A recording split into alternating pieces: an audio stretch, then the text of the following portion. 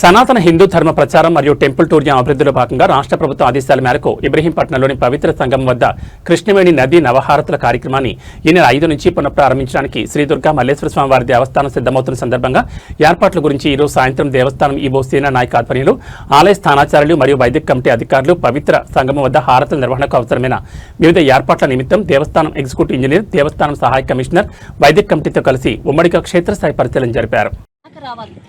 అదేనండి, ఆ river bank దాకా ఇప్పుడు ఆ బ్యాంక్ ఉంది కదండి, పెంచుకోవాలంటే ఆ గార్డెన్ అవన్నీ తీసేయాలి. వాళ్ళు అదంతా రివెట్మెంట్ చేసుకోవాలి. మనం ఇదైతే ఎవరికి డిస్టెన్స్ ఉంటుంది. ఇది ఆల్రెడీ ఉంది, ఇది ఆల్రెడీ ఉందండి. ఇప్పుడు ఆ గార్డెన్ అభివృద్ధి చేశారు. అలా సెట్ చేసుకోవాలి. నదికి ఎదురు నుంచి మనం ఫోకస్ చేసి చూపించుకోవాలి సార్. మేజర్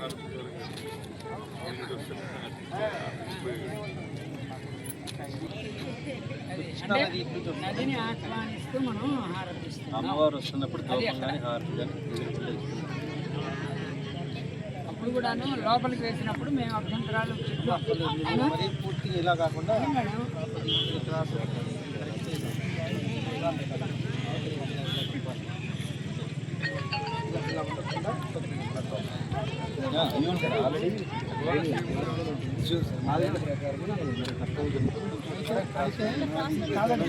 ఈ బ్యాక్ జనాలు లేకుండా